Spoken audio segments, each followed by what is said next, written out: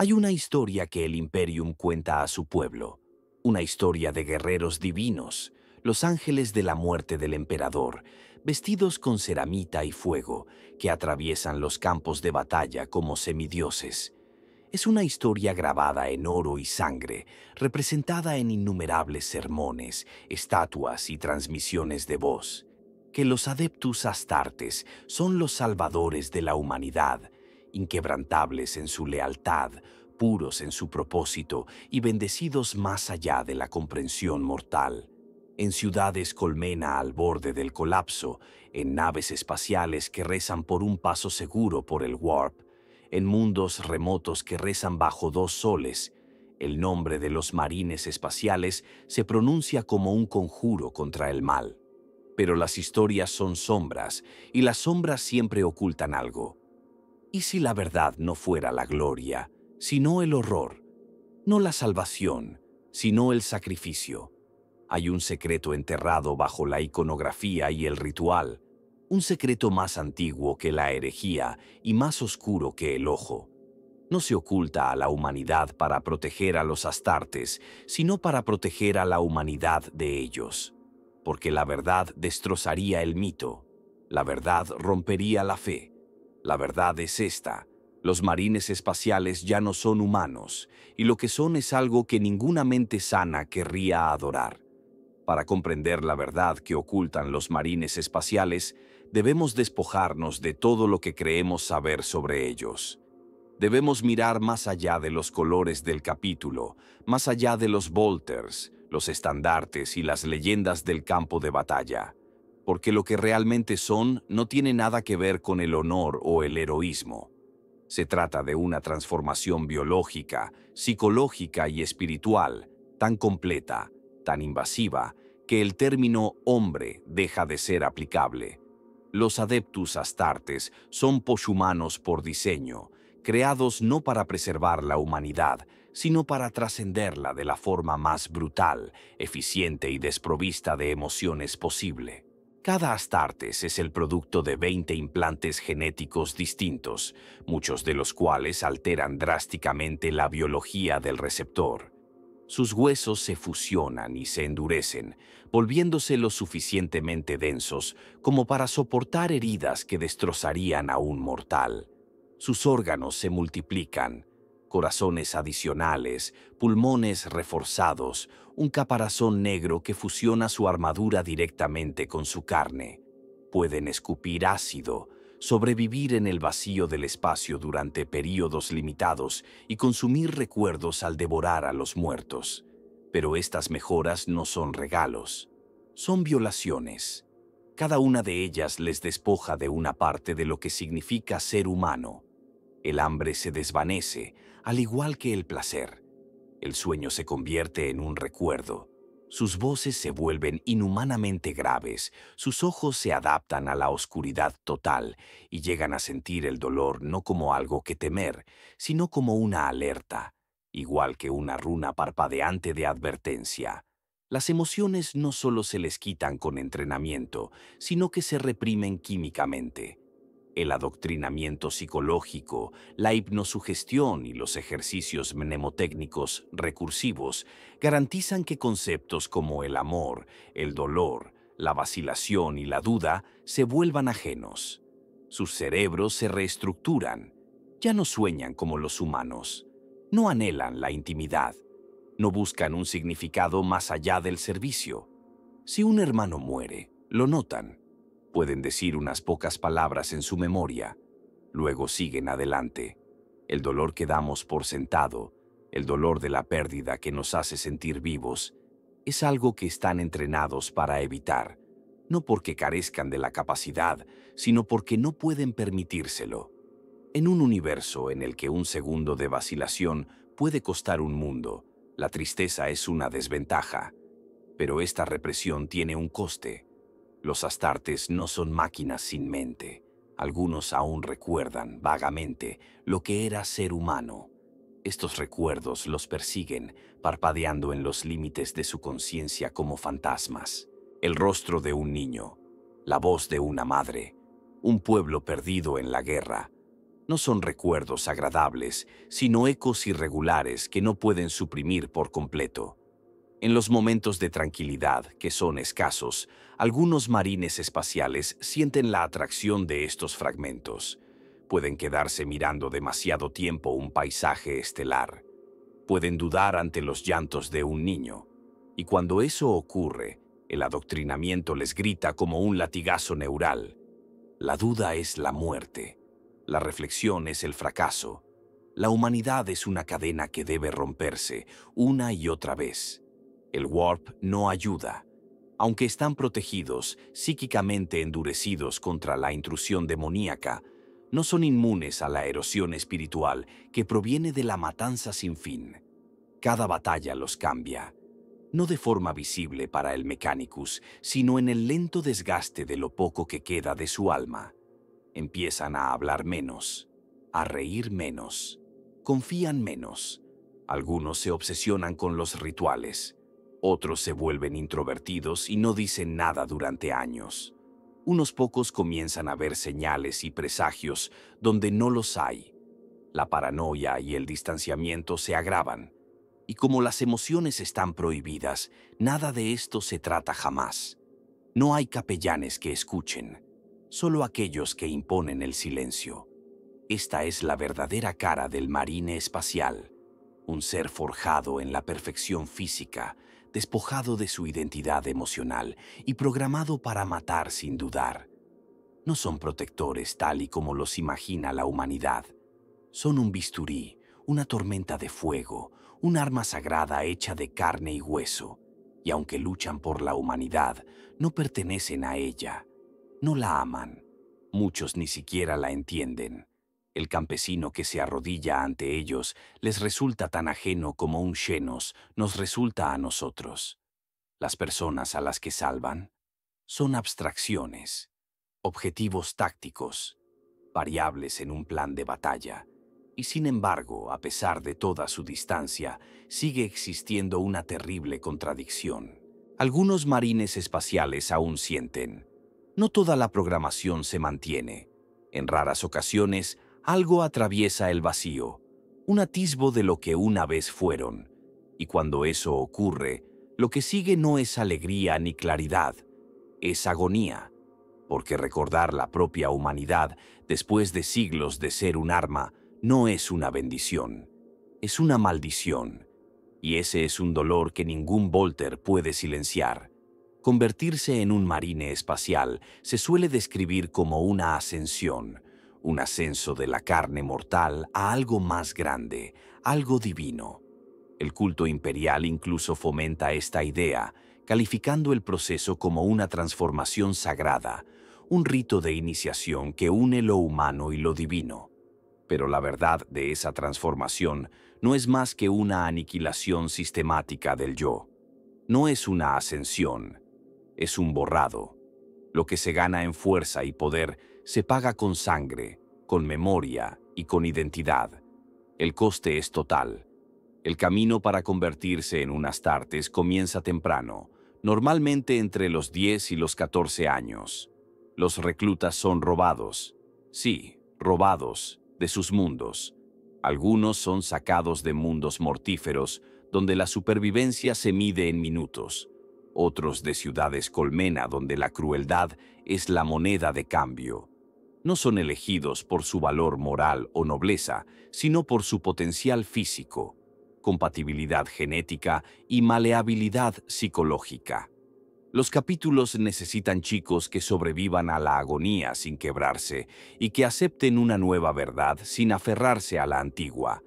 El amor, la familia, la cultura son obstáculos. Por lo tanto, se les despoja de ellos, normalmente de forma violenta. El proceso comienza con brutales pruebas físicas. No se trata de sesiones de entrenamiento, sino que están diseñadas para matar. Los aspirantes son sometidos al hambre, a palizas, a quemaduras, a ahogamientos y a cacerías. Algunos se ven obligados a luchar entre sí hasta la muerte. A otros se les pone a prueba su lealtad mediante traiciones orquestadas. Se les miente, se les da falsas esperanzas y luego se les castiga por creer. Cada paso es una lección. No confíes en nadie, no sientas nada, aguanta todo. Los supervivientes, a menudo solo una fracción de los seleccionados, son sometidos a la implantación de la semilla genética. Estos implantes no solo hacen crecer órganos, cambian el cerebro, el corazón secundario, el riñón oolítico, el pulmón múltiple. Cada uno tiene su propia función, pero lo más aterrador es el adoctrinamiento psicológico que los acompaña. A través de la hipnosugestión, los mensajes subliminales, la estimulación neural y el condicionamiento químico, la mente del recluta se transforma en algo dócil. Ya no sueña con su hogar, ya no llora la pérdida de sus amigos. Sus pensamientos son invadidos cada noche por mantras susurrados de lealtad, de fuego, de guerra. Con el tiempo, los susurros se convierten en su propia voz. Lo que una vez fue se desvanece y una nueva criatura surge en su lugar. Pero ni siquiera esto es todo lo que cuesta. A medida que el cuerpo crece, se deforma y se adapta, el dolor se convierte en un compañero constante. Los huesos se desplazan dolorosamente bajo la piel. Los nervios se realinean. El sistema digestivo se transforma por completo. Muchos no pueden soportarlo y mueren en medio de la transformación, con sus cuerpos destrozándose. Otros enloquecen. Hay casos, documentados en silencio, nunca mencionados, de aspirantes que se arrancan los ojos, que intentan desgarrarse la piel o que suplican que los maten. Rara vez se les concede la misericordia. Incluso para aquellos que sobreviven, los rituales no terminan. Sus identidades se borran aún más a través del servicio. Se les asignan designaciones, no nombres. Se les entrena para responder a números, a honores, a títulos.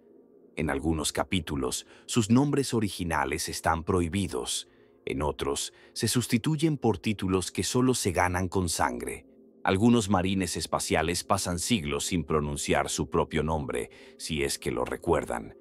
El nuevo Astartes ya no es un niño, pero tampoco es un hombre.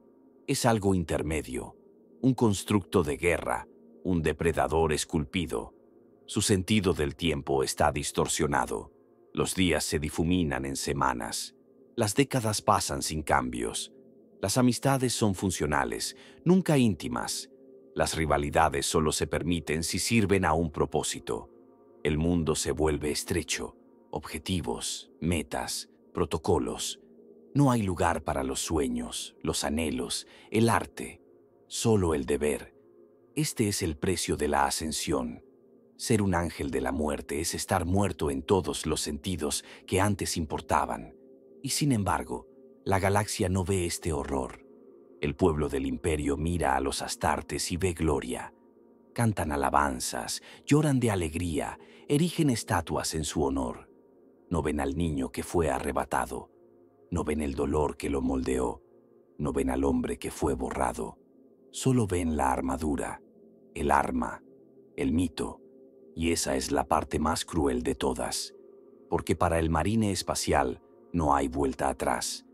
El camino para convertirse en poshumano es un descenso sin retorno. No hay vuelta atrás. No hay redención. No hay curación. El cuerpo puede vivir durante siglos, pero el niño, el humano, murió en el momento en que el capítulo lo reclamó, y la galaxia nunca lo llorará, porque nunca supo que existió. Detrás de cada imponente marine espacial hay una montaña de cadáveres. No son los enemigos que han matado, que son innumerables, sí, pero esperados. No. Los cadáveres que realmente manchan su legado son aquellos de los que nadie habla, los innumerables niños que nunca superaron las pruebas.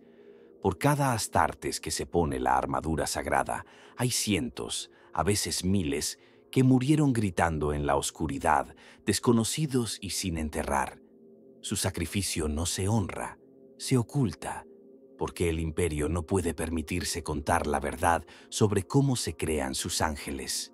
El proceso de reclutamiento varía de un capítulo a otro, pero hay algo que permanece constante. Es una masacre. La mayoría de los aspirantes son eliminados antes incluso de recibir un solo implante. Las pruebas iniciales, a menudo denominadas la selección, son pruebas físicas diseñadas para poner de manifiesto las debilidades. Algunos capítulos lanzan a sus candidatos a zonas mortales y observan cuáles regresan. Otros los obligan a luchar entre sí en combates cuerpo a cuerpo con los ojos vendados. El objetivo no es entrenar, sino destruir. Solo aquellos que sobreviven a lo peor son considerados dignos de ser sometidos a más pruebas. Incluso después de sobrevivir a estas pruebas, la tasa de mortalidad no hace más que aumentar. La implantación quirúrgica de la semilla genética es una serie de pruebas de biocompatibilidad. Cada órgano tiene posibilidades de ser rechazado, y cada rechazo es letal. El fallo del corazón secundario significa un colapso cardíaco. Una integración pulmonar múltiple mal realizada conduce a la asfixia. En algunos casos, una carapacia negra a medio formar se fusiona de forma imperfecta, dejando al sujeto en una agonía constante e intratable. Cuando esto ocurre, la solución no es la medicina, es la ejecución. A algunos se les practica la eutanasia, otros simplemente se olvidan en oscuras bóvedas. El Mechanicus lo llama desgaste biológico. Los capellanes lo llaman el juicio del emperador. El adoctrinamiento psicológico es igualmente letal. Muchos aspirantes se quiebran durante las etapas de hipnocondicionamiento.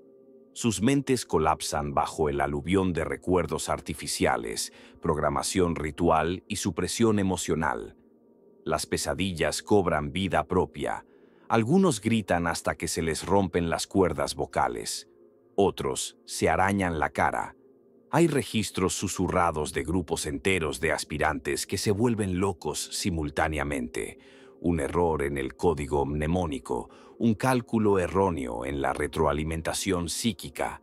La solución es siempre la misma: purgar a los fracasados, empezar de nuevo.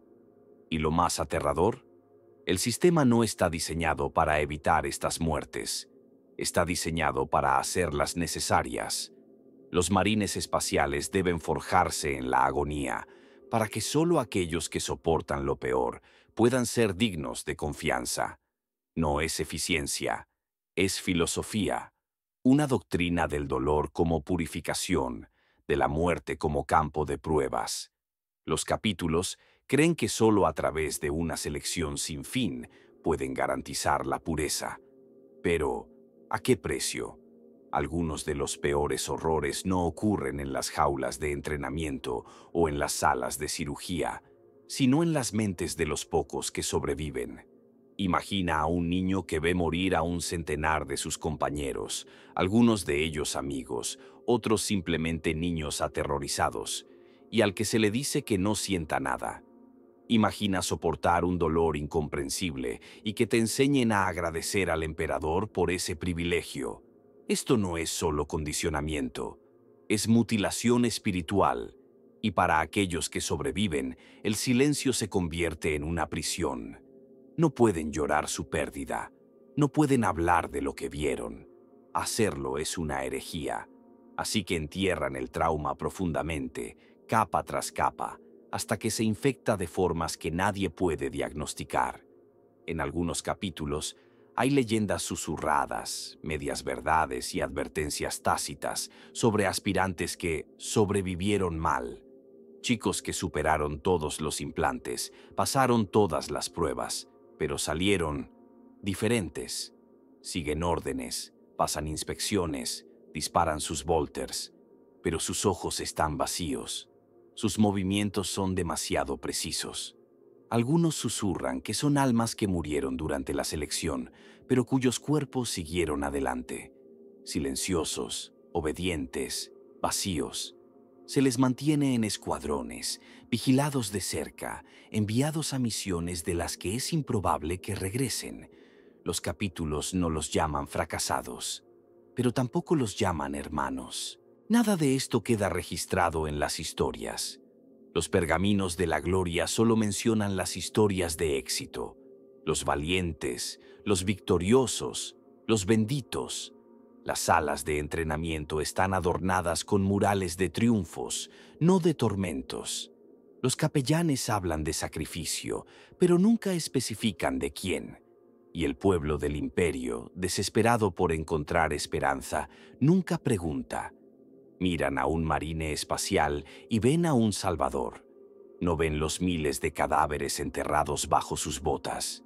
Y quizás esa sea la mayor tragedia de todas. El imperio exige héroes y los obtiene, forjados a partir del sufrimiento de los olvidados. Y como esas voces perdidas nunca vuelven a alzarse, como nunca se las llora ni se las recuerda, sus muertes se vuelven invisibles. Una nota al pie en silencio, una estadística en la oscuridad. La matanza no es solo un horror, es un genocidio sin testigos, un sacrificio sin altar, un secreto escrito en los huesos de los niños.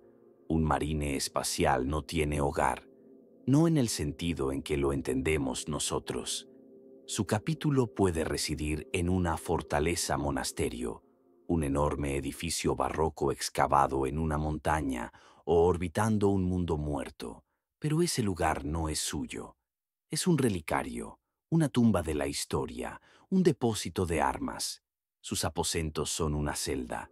Sus posesiones, si se le permiten, son rituales. Un sello de pureza, una pistola Volter, tal vez un fragmento de roca del mundo que una vez llamó hogar. Pero incluso esos recuerdos están custodiados por sus superiores, porque, en realidad, el Astartes no se pertenece a sí mismo. Desde el momento en que es seleccionado, es propiedad. Propiedad del Imperium, propiedad del capítulo. Una herramienta, no un hombre. Una reliquia, no un hijo. No hay lugar para los deseos personales en la vida de un Astartes. No hay permisos, ni familia, ni descanso. No hay vacaciones, ni jubilaciones contemplativas, ni paseos por bosques o playas. Si sueña con esas cosas, es en desafío a todo lo que le han hecho ser. El Codex Astartes describe los protocolos para la guerra, el mando y el honor en la batalla, pero en ninguna parte habla de la felicidad. En ninguna parte hay provisión para la tristeza. La vida emocional de un marine espacial es un circuito cerrado. Honra tu deber, purga la debilidad, ejecuta la misión. Todo lo demás se suprime, química y espiritualmente. En muchos sentidos, el sentido del yo de un marine espacial se borra deliberadamente. El ritual es su ritmo, la letanía es su voz interior.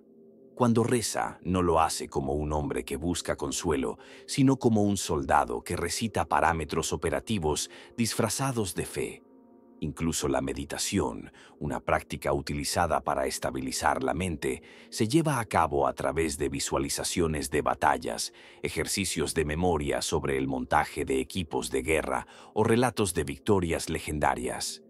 No se permite que la mente divague, no se permite que el alma cuestione. El silencio es raro, e incluso en silencio hay expectativa. Para unos pocos afortunados, su lealtad al capítulo se convierte en su ancla. El vínculo de hermandad, forjado a través del sufrimiento y el combate compartidos, les da cierto sentido de pertenencia. Pero es una lealtad condicional y vigilada. Si un hermano cae, se le llora con un ritual, no con dolor. Si un marine duda, muestra emoción o se desvía de la doctrina, se espera que sus hermanos lo denuncien. No hay privacidad en la mente de un marine espacial.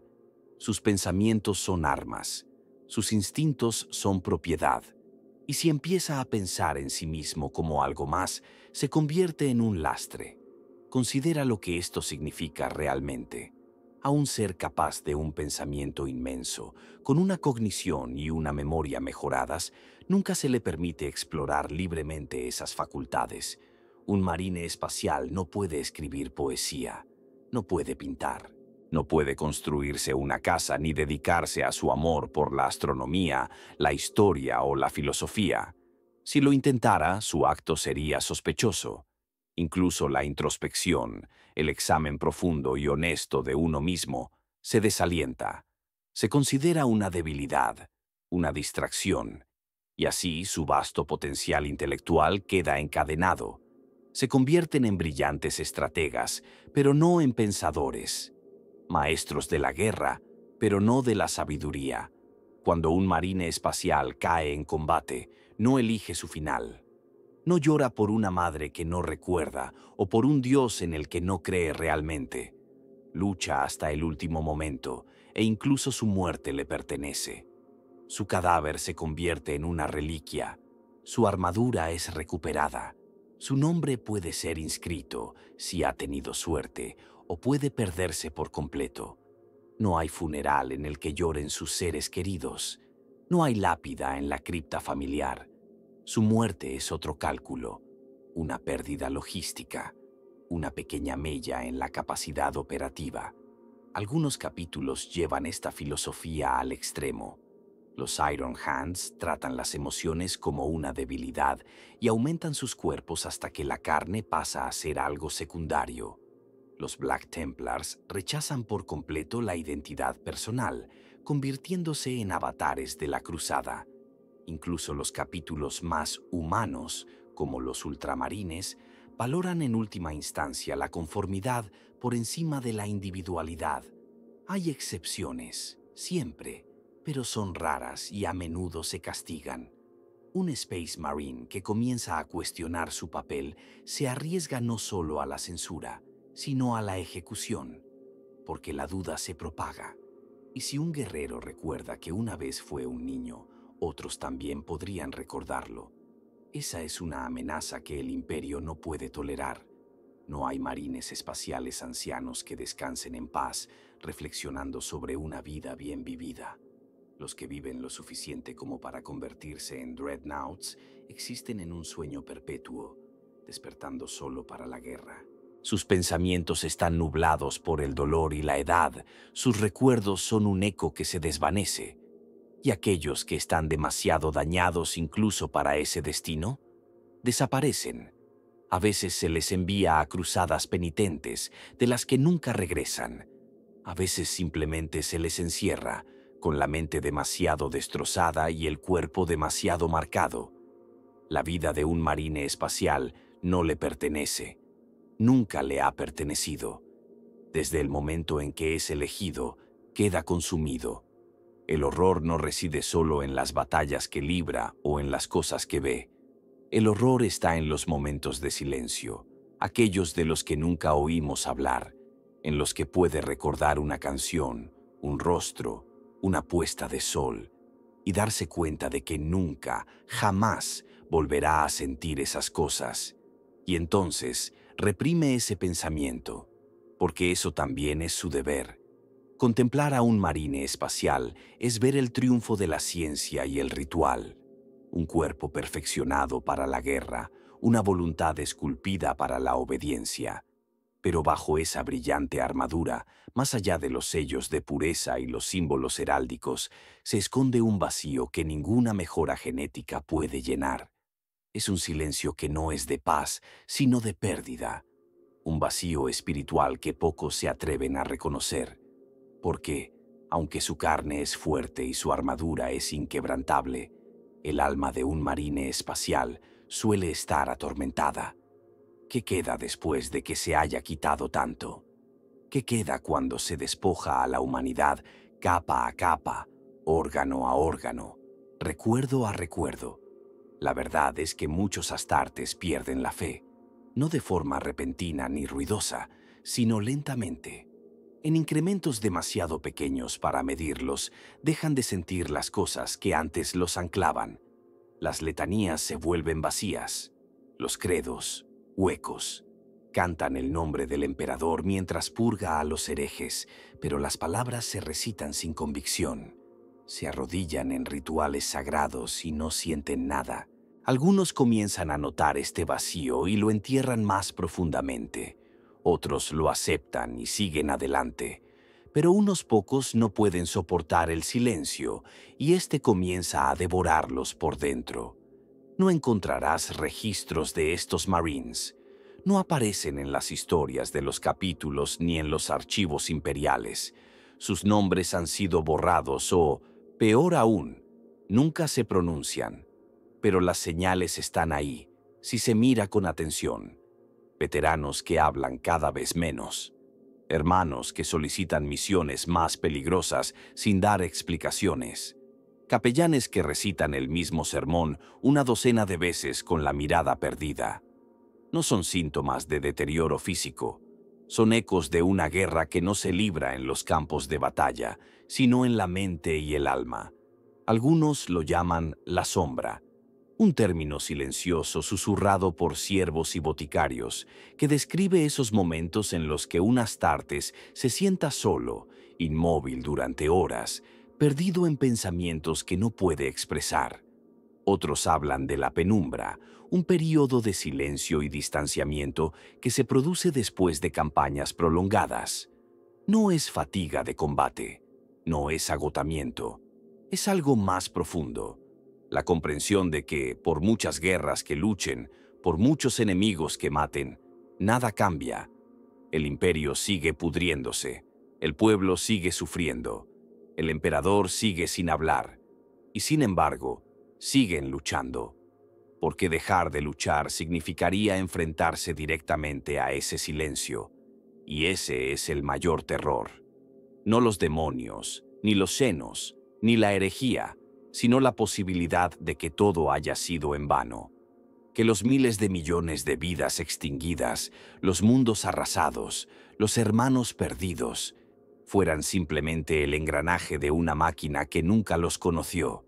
Que su fe fuera una correa, sus victorias ilusiones, su propósito una mentira que les susurraron en la infancia y les grabaron en los huesos. Esta vacuidad espiritual rara vez se aborda. A los Astartes se les enseña a ver la duda como una debilidad y la debilidad como un fracaso. Por eso llevan máscaras, no de metal, sino de certeza. Cumplen con sus deberes con precisión. Cantan más fuerte, matan más rápido. Algunos abrazan el fanatismo, creyendo que si arden con suficiente intensidad, el vacío desaparecerá. Otros se sumergen en rituales, recitando letanías durante horas, purificando armas que no necesitan limpieza, afilando espadas que nunca se desafilarán. Pero algunos se rompen. Estos son los que desaparecen, enviados a cruzadas de penitencia, reasignados en silencio o simplemente declarados desaparecidos. No hay ceremonia ni duelo. Son borrados de los registros, sus recuerdos distribuidos en miles de registros de voz sellados e informes de misión censurados. No es crueldad, es contención. Los capítulos comprenden el riesgo. Un Astartes quebrantado puede desmoronar un escuadrón, una compañía, un legado. Y sin embargo, incluso en esta desolación hay una extraña belleza. Porque, a pesar del silencio, a pesar del agotamiento profundo del alma, siguen luchando. No por la fe, no por la gloria, sino porque es lo único que les queda. El campo de batalla se convierte en un lugar de claridad, donde las órdenes son sencillas y el propósito es claro. En la guerra no necesitan pensar, solo necesitan actuar. Y, durante unos breves instantes, el silencio se desvanece. Hay rumores, siempre rumores, de marines que redescubren el sentido. Un guerrero moribundo que llora al amanecer. Un veterano que salva a un niño sin órdenes. Un acorazado que habla de sueños. Estas historias se transmiten en voz baja, medio creídas, medio esperadas. No son doctrina, no son verdad, pero persisten, porque incluso en el vacío hay un leve susurro de humanidad, una chispa enterrada bajo siglos de sangre y silencio, y tal vez esa sea la verdad más cruel de todas, que no importa cuánto se le quite, cuánto se le despoje, el alma perdura, herida, silenciosa, pero viva, atrapada en una armadura, atada por el deber, esperando un momento de luz que tal vez nunca llegue. Son los guerreros más poderosos de la humanidad, los elegidos, los venerados. Pero la veneración es una máscara, y debajo de ella yace la sangre. no la sangre de los enemigos, aunque no hay escasez de ella. La sangre que mancha las manos de los marines espaciales y de la que nunca se habla es la de los inocentes, civiles, colonos, poblaciones enteras exterminadas no por garras alienígenas o fuego demoníaco, sino por vólteres y espadas sierra en nombre de la eficiencia, la lealtad o el silencio. Los marines espaciales no son solo protectores, son verdugos, y el Imperio se asegura de que nunca veamos los cadáveres. La herramienta más infame de su arsenal es el exterminatus, la aniquilación sancionada de un mundo. Aunque la Inquisición suele dar la orden, son los astartes quienes la llevan a cabo. Sus cruceros de ataque lanzan torpedos ciclónicos o bombas víricas sobre la superficie, reduciendo a cenizas a miles de millones de personas. La justificación es siempre la misma: contaminación, herejía, corrupción. Pero lo que no se dice es el margen de error, las zonas grises, las ocasiones en las que unos pocos cultistas rebeldes bastaban para condenar a todo un planeta, las ocasiones en las que la presencia de un solo niño psíquico sellaba el destino de una ciudad, las ocasiones en las que un marine espacial, solo y sin cuestionamientos, juzgaba que toda una cultura era indigna de sobrevivir. Nos dicen que estas acciones son justas. Nos muestran datos censurados, cifras de víctimas redondeadas hasta el anonimato. Pero aquellos que han servido en logística, que han visto el antes y el después, susurran verdades diferentes. Hablan de océanos convertidos en vapor, de ciudades esqueléticas donde los niños agarraban juguetes ahora vitrificados en cristal.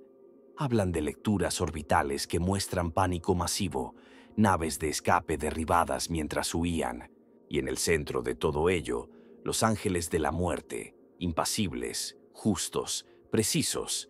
Pero las atrocidades van más allá de la escala planetaria. En operaciones a corta distancia, los marines espaciales a menudo se despliegan en zonas pobladas, ciudades colmena, catacumbas subterráneas, colonias penales. Sus órdenes son asegurar, purgar, limpiar, y en ese lenguaje, antiséptico, frío, se esconde una terrible libertad. Un solo escuadrón puede decidir que un pasillo de civiles puede estar contaminado, que un refugio de trabajadores heridos alberga herejía, que el miedo en sí mismo es prueba de culpabilidad, y así rugen los vólteres. La carne es destrozada, y cuando el humo se disipa, no hay tribunal, no hay registro, solo silencio. La verdad es que la mayoría de los astartes no ven a los civiles como seres humanos. ¿Cómo podrían hacerlo? Son genética y psicológicamente ajenos. Para un marine espacial, una madre que llora o un niño que grita no es un dilema moral. Es ruido, un obstáculo, una variable que hay que gestionar. Y cuando se sopesa frente a los parámetros de la misión, frente a las vidas de los compañeros de batalla, frente a los objetivos sagrados del capítulo, esas variables a menudo se consideran prescindibles. Hay rumores aún más oscuros, de encubrimientos, de capítulos que fueron demasiado lejos, no en la batalla, sino en la paz. Un capítulo desplegado en un mundo dócil para reclutar, solo para encontrar resistencia cultural. No herejía, no rebelión, solo rechazo. Y en respuesta, arrasaron ciudades, destrozaron infraestructuras, destruyeron generaciones. La Inquisición miró para otro lado, o tal vez simplemente estuvo de acuerdo. Algunos marines espaciales sienten el peso de estas acciones. Hay registros dispersos de individuos que cuestionaron una purga, que detuvieron su espada cuando se les ordenó matar. No duran mucho. Algunos son ejecutados por insubordinación. Otros son reasignados a misiones sin retorno. Sus nombres son borrados. Sus acciones etiquetadas como desviación. Porque un marín que duda es un marín que podría recordar lo que significa ser humano. Y el Imperio no puede permitir eso. Así que las atrocidades quedan enterradas bajo la ceremonia. Las masacres se reformulan como purificaciones. Las muertes de civiles se reclasifican como daños colaterales no esenciales. Culturas enteras solo se recuerdan como ejemplos aleccionadores de deslealtad. Los registros se editan, las historias se reescriben, y la población, desesperada por la seguridad, lo acepta. Encienden velas por los ángeles de la muerte, cantan himnos en su honor, rezan por la salvación, incluso mientras sus mundos arden bajo las botas de ceramita. Este es el horror que los marines espaciales mantienen oculto. No porque teman represalias, ¿quién podría castigarlos? No porque se sientan culpables, la mayoría ya no recuerda cómo, sino porque la verdad destrozaría la ilusión. Revelaría que la línea entre la salvación y la matanza no solo es delgada, sino imaginaria, que los héroes de la humanidad no son meros guerreros, son armas, y las armas no distinguen entre objetivos y transeúntes. Obedecen, ejecutan, siguen adelante, y la galaxia gira, empapada en sangre. Se llaman hermanos entre ellos. Luchan codo con codo, sangran juntos, velan por sus compañeros caídos. La imagen de la hermandad entre los marines espaciales es uno de los mitos más perdurables del Imperio, un vínculo forjado en la batalla, inquebrantable y sagrado. Pero esto también es una mentira, o, como mínimo, una distorsión, porque dentro de las filas de los Astartes, la hermandad no es un vínculo orgánico, es un mecanismo de control. Una lealtad diseñada para garantizar el cumplimiento, suprimir la disidencia y mantener a los guerreros del emperador avanzando, incluso cuando sus almas comienzan a fracturarse. Cuando un recluta se convierte en Astartes, su pasado se borra, su nombre, su linaje, sus recuerdos. Todo queda sobrescrito por el capítulo. En su lugar se le da una nueva identidad: hermano de batalla. El título no es solo honorífico, sino que se convierte en el marco de su existencia. Cada interacción, cada ritual, cada pensamiento se dirige a través de esta lente. Ya no es un hombre con deseos o dudas personales.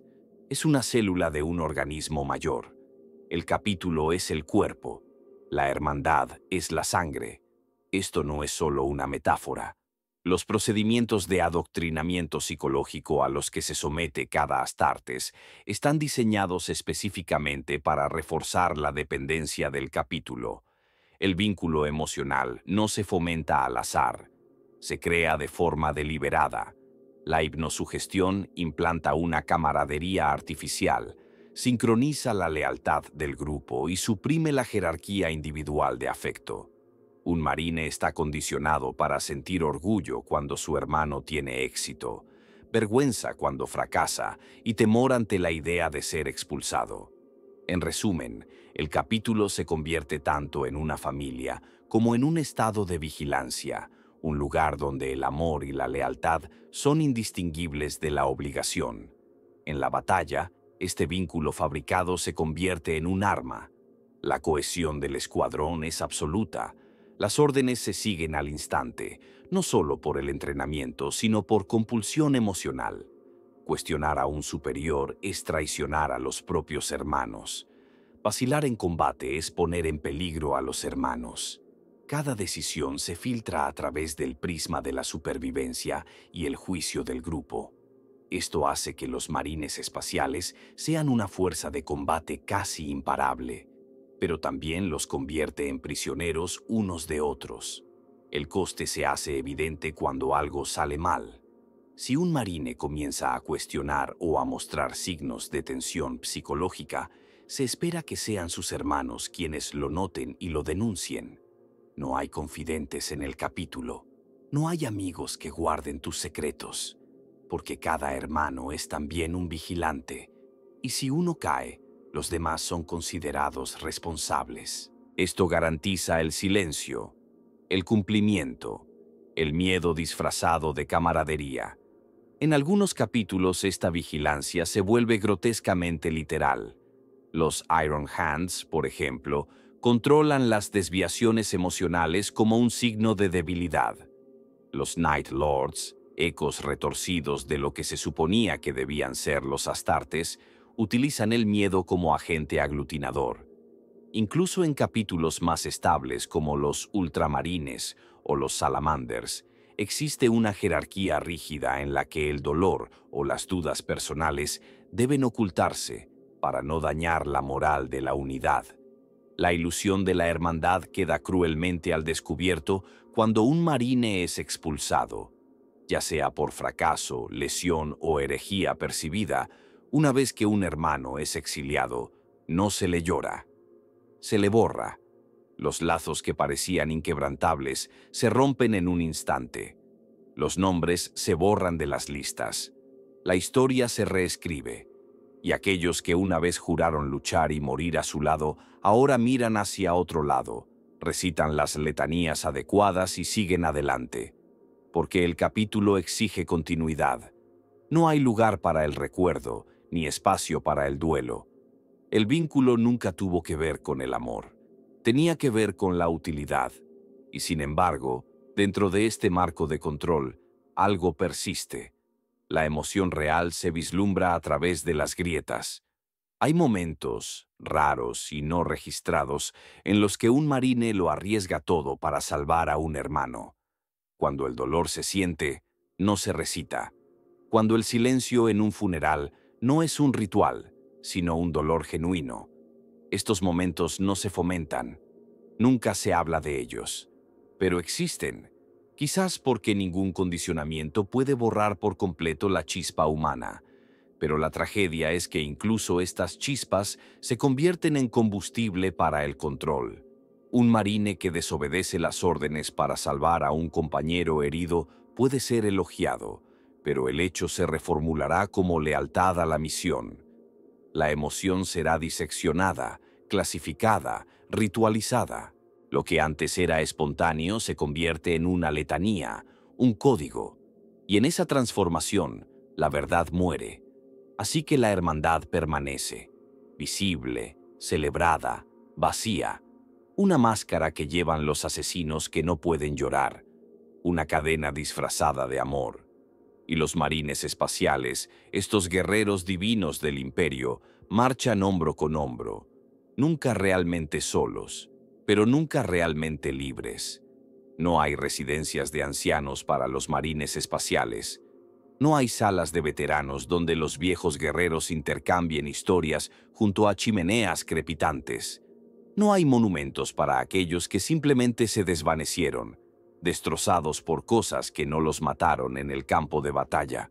Porque cuando un Astartes ya no es útil, cuando está demasiado dañado para luchar, demasiado inestable para obedecer o demasiado destrozado para ocultar el horror que lleva consigo, desaparece, silenciosamente, sistemáticamente, borrado por una máquina de guerra que no puede permitirse mostrar debilidad.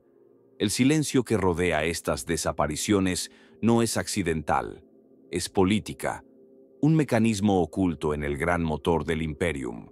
Algunos marines espaciales caen físicamente. Una herida catastrófica, una extremidad lisiada, un órgano destruido. Si los apotecarios no pueden salvarlos con biónica o reparación genética, pueden ser enterrados dentro de un dreadnought, si se les considera espiritualmente puros y estratégicamente valiosos. Pero esto es una cruel burla de la vida. Atrapados en un sarcófago, despertados solo para la guerra, con sus pensamientos embotados por el dolor y la niebla de los siglos, los dreadnoughts no se conservan. Son cadáveres convertidos en armas, el último uso para un alma arruinada.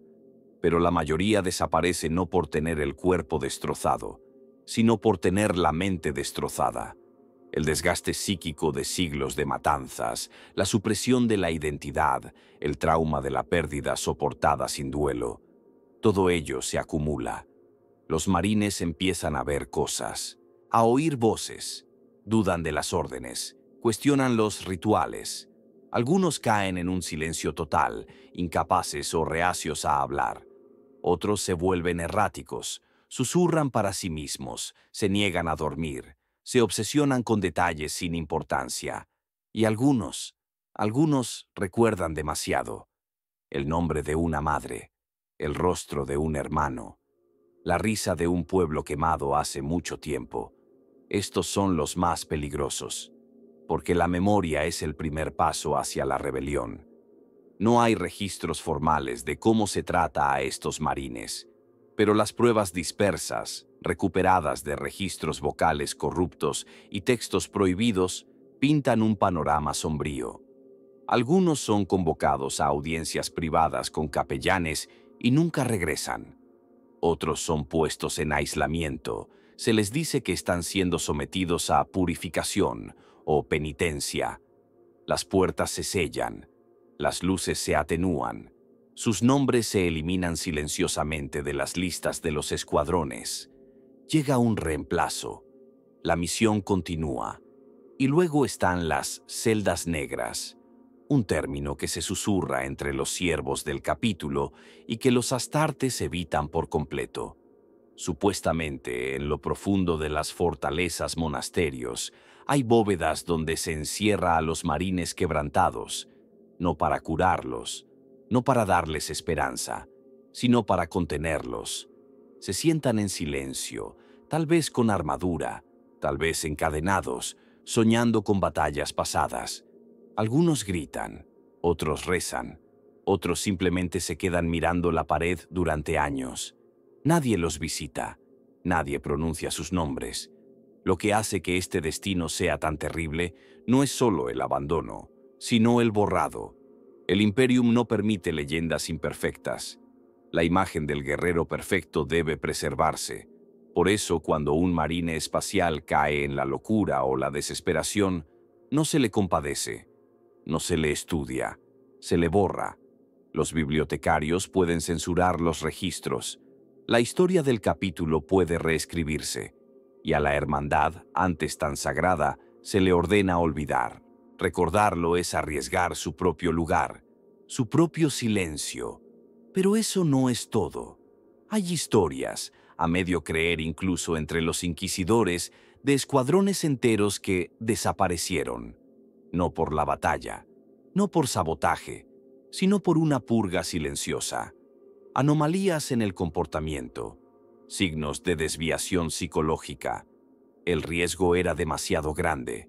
Era mejor borrar la unidad, incinerar los registros y emitir una nueva orden de despliegue. Los engranajes deben girar. El sistema no debe mostrar grietas, incluso si eso significa matar a los sirvientes más leales del emperador en un frío y secreto silencio. Y sin embargo, entre algunos marines, el miedo a este destino es mayor que el miedo a la muerte en combate. Ser olvidado es la herejía definitiva.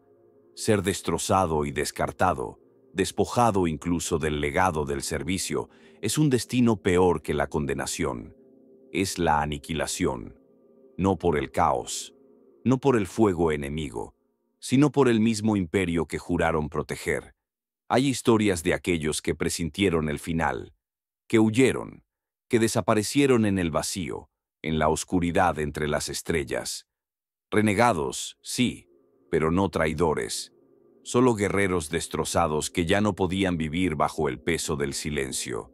Son perseguidos, por supuesto, tachados de herejes, pero algunos creen que aún vagan, susurrando sus verdades en repetidores de voz olvidados, advirtiendo a los pocos que algún día podrían entender. Porque la verdad final es esta: en una galaxia gobernada por la guerra, lo único más aterrador que la muerte es ser olvidado después de ella. Y para los marines espaciales, los mayores héroes de la humanidad, no hay tumba, ni epitafio, ni últimas palabras. Solo silencio. Entre todos los pecados enterrados en la armadura de un marine espacial, hay uno que el Imperio teme más que la herejía, más que la mutación, incluso más que el toque del caos. Es el pecado de recordar, de atravesar la niebla del adoctrinamiento, los siglos de guerra y recuperar algo prohibido: la humanidad. Para la mayoría de los astartes, esta posibilidad se ve aplastada durante la transformación. Pero unos pocos se resisten. Unos pocos nunca lo abandonan por completo. y unos pocos aún más raros intentan recuperar lo que les fue robado. Estos son los verdaderos herejes, no porque traicionen al emperador, sino porque recuerdan que una vez fueron hombres. Puede que comience con un sueño, uno antiguo, el sonido de las olas, un nombre pronunciado por una madre fallecida hace mucho tiempo. Un recuerdo no implantado por hipnoadoctrinación, sino real, crudo, y eso los sacude.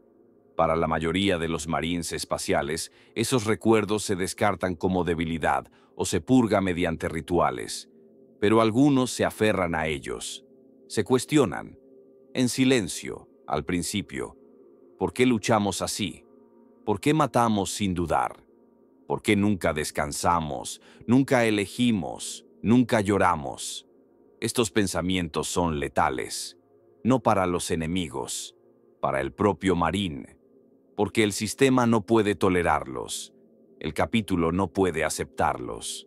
Un hermano que empieza a preguntarse por qué es una grieta en la muralla de la fortaleza. Su mera presencia se convierte en una amenaza, no porque vaya a propagar la rebelión, sino porque podría despertar a otros. Y así, la presión aumenta. Los capellanes se dan cuenta. Los boticarios susurran sobre una recalibración química. Se le vigila, se le juzga, se le pone a prueba. Los que persisten a menudo intentan volver a conectar con los civiles. Se quedan un poco más entre los rescatados. Hacen preguntas. Observan el comportamiento humano con algo parecido al anhelo. No hablan de ello, por supuesto. Sería una tontería. Pero se nota, en sus ojos, en su silencio, y sus hermanos se dan cuenta. Algunos intentan ayudar, otros informan. La lealtad al capítulo debe anteponerse a todo lo demás. Algunos de estos marines intentan recuperar sus nombres, no sus títulos honoríficos, ni sus rangos, sino sus nombres reales. Aquellos con los que nacieron, los escriben en lugares ocultos, los susurran en sus oraciones privadas. Un nombre es algo peligroso en el imperio. Conlleva recuerdos, identidad, historia.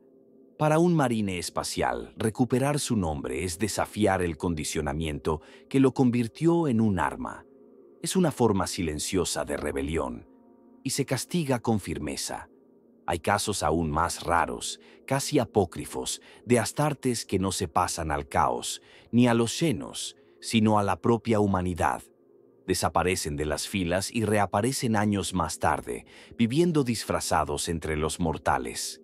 A menudo como guerreros, a veces como protectores. Su poder los hace temidos, sí, pero también venerados. No como ángeles, sino como dioses caídos que eligieron caminar junto a los hombres en lugar de por encima de ellos. Estas historias se ocultan. Cualquier planeta sospechoso de albergar a un marine así se enfrenta a la censura, incluso al exterminatus. La idea debe ser aplastada, porque es demasiado poderosa. Imagina, por un momento, el peligro de un marine espacial que siente amor, que llora a los muertos, que cuestiona las órdenes no por traición, sino por moralidad. No se trata solo de una desviación. Es un espejo que se le muestra a todo el sistema, reflejando su crueldad, su vacío. Si un Astartes puede recordar su humanidad, entonces todos podrían hacerlo. Y si eso ocurriera, el capítulo caería. El sueño del Imperium se fracturaría. Los ángeles de la muerte volverían a ser hombres. Y los hombres toman sus propias decisiones. Por supuesto, esto no se puede permitir. Así que cuando un marine espacial muestra signos de tal despertar, se le trata rápidamente. Una misión final, un duelo en las jaulas de entrenamiento, una recuperación fallida. Su armadura se reutiliza, su nombre se borra, y el sistema sigue adelante, sin cambios. Los capellanes predican con más fuerza, los rituales se intensifican, y los demás marines, aquellos que pueden haber sentido algo, lo entierran más profundamente. Pero los ecos permanecen, un débil calor en un alma fría, una vacilación antes de matar. un recuerdo que se niega a morir. Y aunque el sistema es vasto, aunque los capítulos son antiguos, se forman grietas, porque la verdad, una vez vislumbrada, no puede ser ignorada. E incluso en el corazón de un asesino poshumano, una sola brasa de humanidad puede arder durante siglos. Esta es la herejía que más teme el Imperium. No que un marine espacial caiga en el caos, sino que caiga en el recuerdo, en la bondad, en el arrepentimiento, que vea la galaxia no como un campo de batalla, sino como una tragedia, y que se vea a sí mismo no como su salvación, sino como uno de sus mayores monstruos. Se les llama inmortales, semidioses de la guerra, bendecidos por el emperador, guardianes eternos del futuro de la humanidad. Pero, como tantas cosas en el Imperium, se trata de una mentira envuelta en ritual, dorada con propaganda y vendida a un pueblo desesperado que necesita creer en el mito. Porque la verdad es mucho más trágica y mucho más aterradora. Los marines espaciales no son inmortales, están muriendo, no rápidamente, no de forma visible, sino lentamente, dolorosamente y de formas que el Imperium no se atreve a nombrar. La mentira de la inmortalidad es una de las cargas más crueles que soportan los Adeptus Astartes, y los está matando. Físicamente, sí, un marine espacial puede vivir durante siglos. Algunos han servido durante más de 1000 años. Su semilla genética prolonga la vida, acelera la curación y evita el deterioro. Pero no es perfecta. Cada herida deja una cicatriz, cada batalla una marca. Se pierden extremidades y vuelven a crecer. Los órganos se sustituyen por sustitutos creados por el Mechanicus. Muchos veteranos son más biónicos que de carne y hueso. Sus huesos crujen, sus sentidos se embotan y sus reflejos, aunque siguen siendo más rápidos que los de cualquier mortal, comienzan a ralentizarse. No hay muertes pacíficas en el sueño, no hay una vejez apacible, solo entropía, a la que se resiste con violencia. Mentalmente, el deterioro es peor. La mente de los Astartes, aunque fortificada, sigue siendo una mente, y una mente que soporta siglos de guerra comienza a fracturarse. Los recuerdos se difuminan. El distanciamiento emocional se calcifica en un vacío que no se puede revertir. Los hermanos de batalla se convierten en fantasmas andantes que actúan con sombría precisión. Algunos olvidan los nombres de compañeros muertos hace mucho tiempo. Otros confunden batallas, recuerdan mal las victorias o reviven el mismo trauma en ciclos interminables. El tiempo pierde su significado, se convierte en un borrón de deberes interminables. Para muchos, el único ancla es la guerra. Sin ella se pierden, perdidos en el vasto silencio de sus propios pensamientos desmoronados. La semilla genética en sí, que una vez fue venerada como un don sagrado, es una fuente de lenta corrupción. En teoría, debería producir nuevos órganos, nuevos guerreros, nuevas leyendas. Pero en realidad muta, se degrada.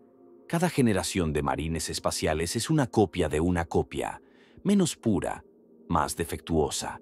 Algunos capítulos sufren abiertamente.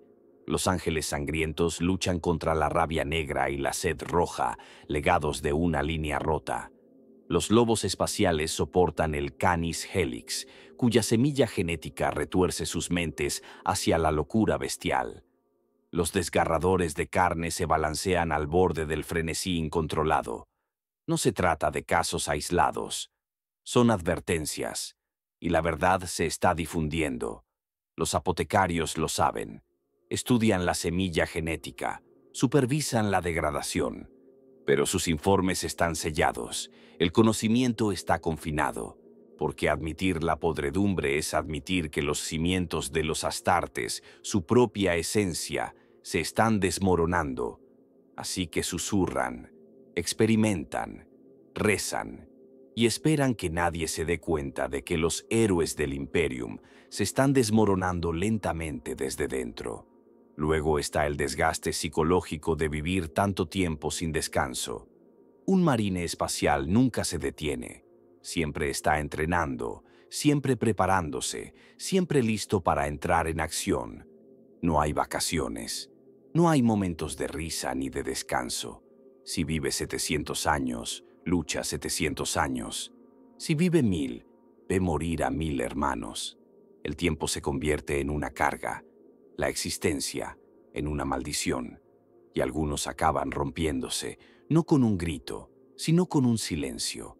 Se quedan inmóviles, dejan de responder, sus ojos pierden el foco, sus voces se desvanecen. No son muertes, son finales, y los capítulos los ocultan.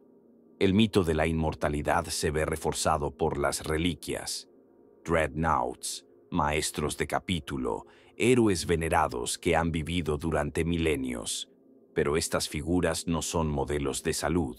El dreadnought es una prisión, un sarcófago de agonía y sueños semilúcidos. El maestro del capítulo a menudo se mantiene con vida gracias a intervenciones biónicas y químicas invasivas. Su sabiduría es real, sí, pero su inmortalidad es un coste, no una bendición. Y lo peor de todo, ellos lo saben. En el fondo, cada marine espacial sabe que no es inmortal.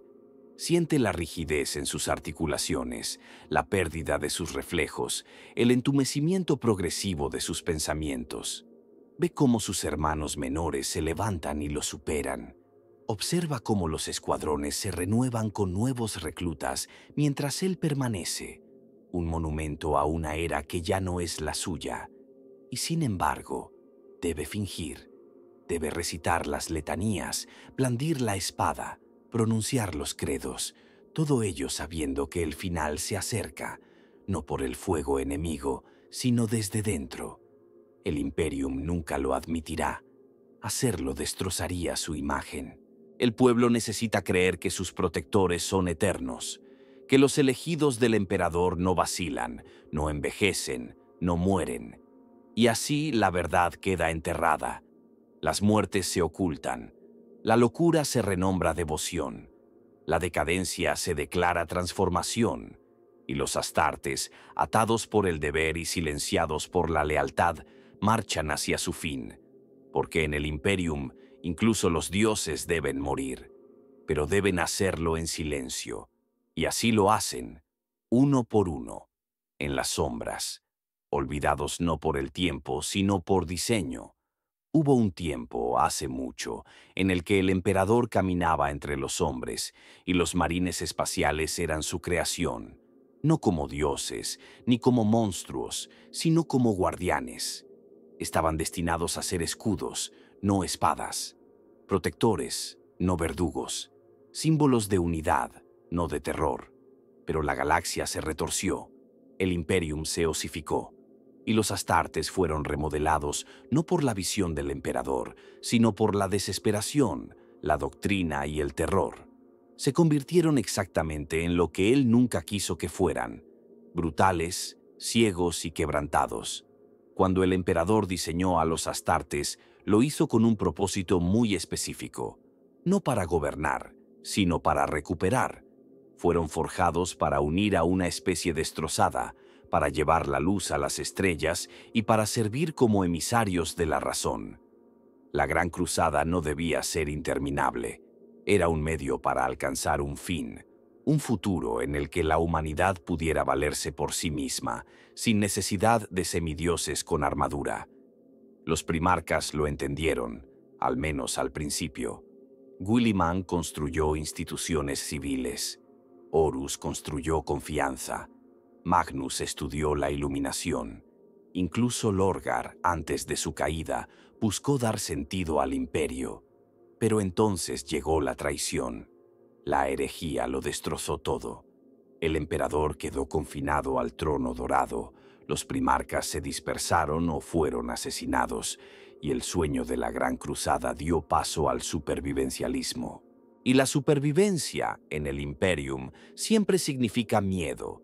De ese miedo surgieron la eclesiarquía, el dogma, el fuego, y los astartes que en un principio estaban destinados a ser un trampolín hacia la independencia humana, se convirtieron en las cadenas que ataban a la especie a una guerra eterna.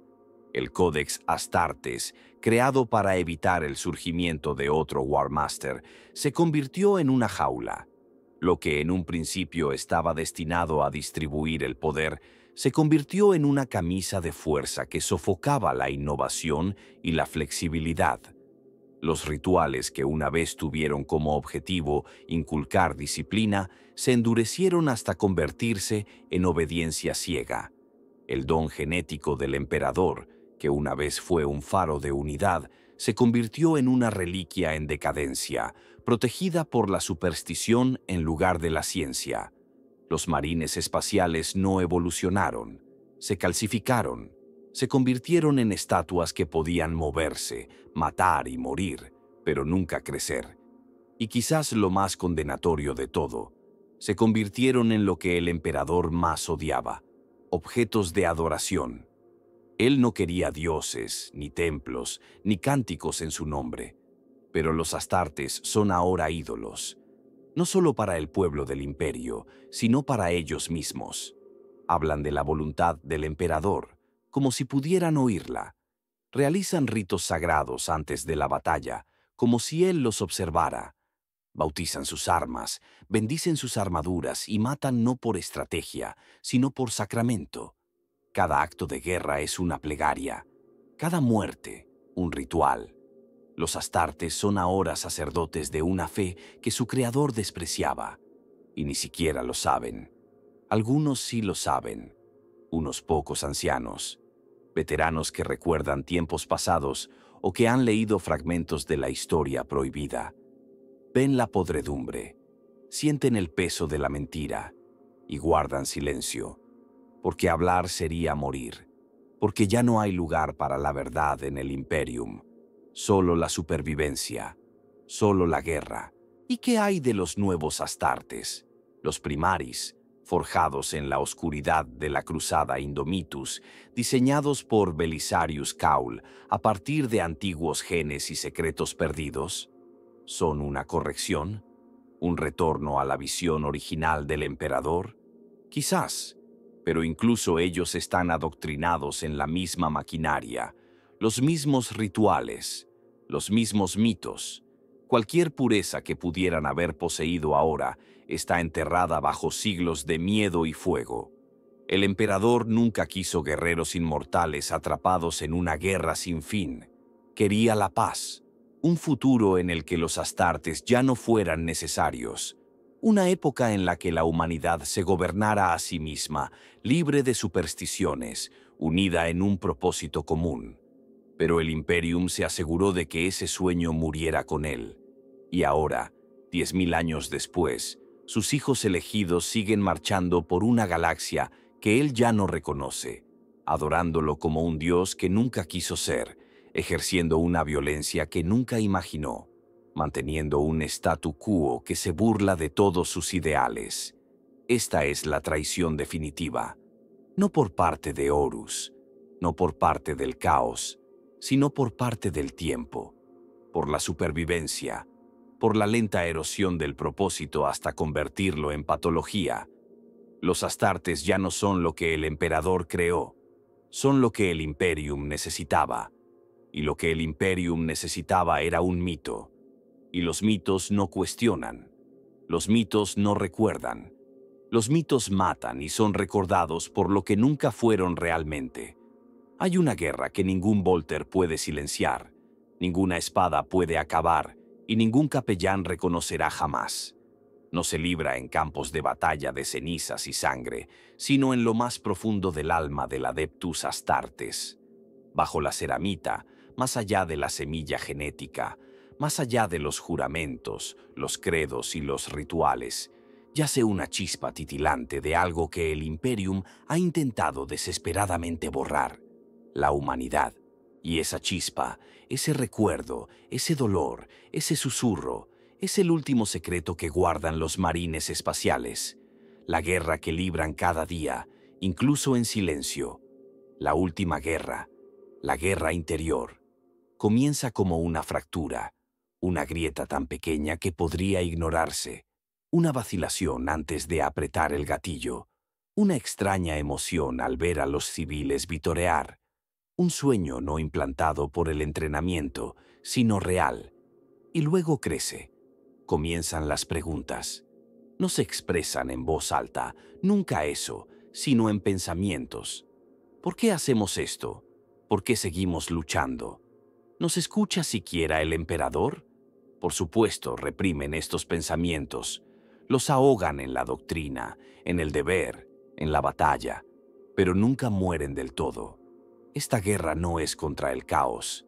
El caos es un enemigo visible. Se le puede disparar, quemarlo, matarlo. Esta guerra es contra la memoria, contra la empatía, contra el insoportable conocimiento de lo que una vez fueron y en lo que se han convertido. Ser un marine espacial es ser un arma forjada con carne y espíritu, pero despojada de la capacidad de elegir. Y a veces, cuando el campo de batalla se calma, el silencio se vuelve insoportable, porque en ese silencio pueden oírse a sí mismos, y lo que oyen no siempre es un guerrero. Algunos se rompen rápidamente, otros aguantan durante siglos, pero todos ellos, al final, deben enfrentarse al abismo entre lo que son y lo que estaban destinados a ser. Algunos se refugian aún más en el ritual, cantan más fuerte, matan más rápido, borran más de sí mismos con cada batalla. Otros buscan la muerte, no con palabras, sino con acciones. Aceptan las misiones más peligrosas, desafían a enemigos imposibles, se lanzan al fuego y esperan no regresar. Y cuando regresan, no es como héroes, sino como sombras. Hay historias, negadas por los registros oficiales, pero susurradas en los pasillos traseros de los monasterios, de marines espaciales que simplemente se marcharon, que depusieron las armas, que apagaron sus unidades Vox y desaparecieron en la oscuridad entre las estrellas. Algunos se convierten en reclusos, escondiéndose en mundos olvidados, protegiendo en silencio a las aldeas de los saqueadores. Otros vagan, sin saber lo que buscan, solo que ya no pueden matar por una causa en la que ya no creen. Son perseguidos, por supuesto, tachados de traidores, herejes, no porque traicionaran al emperador, sino porque recordaron que eran hombres. Y sin embargo, estos desertores, estos fantasmas, no son villanos. Son veteranos de la mayor guerra que el imperio niega, la lucha por seguir siendo humanos en un sistema construido para aplastar la humanidad. Son la prueba de que el adoctrinamiento no es perfecto, de que los rituales no son completos, de que en lo más profundo incluso de los astartes más condecorados sigue habiendo una chispa que se niega a morir. ¿Qué dice del imperio que tema esto más que al caos? Que prefiera que sus ángeles caigan en la locura o la mutación antes que despertar, porque despertar significa cambio, significa verdad, y el imperio no puede sobrevivir a la verdad. Sus muros están construidos sobre mentiras, que el emperador es un dios, que los astartes son inmortales, que la guerra es justa, que la galaxia debe arder para ser salvada. Y si un marine espacial rechaza estas mentiras, otros podrían seguirlo. Pero a pesar de todo esto, la guerra interna continúa. Todos los Marines luchan en ella, lo admitan o no. En cada pausa, en cada sueño, en cada momento de duda, la batalla se recrudece. Y a veces, solo a veces, el humano gana, no con un rugido, sino con un susurro, un silencioso acto de misericordia, una oración que no se encuentra en el códex, una lágrima que nadie ve.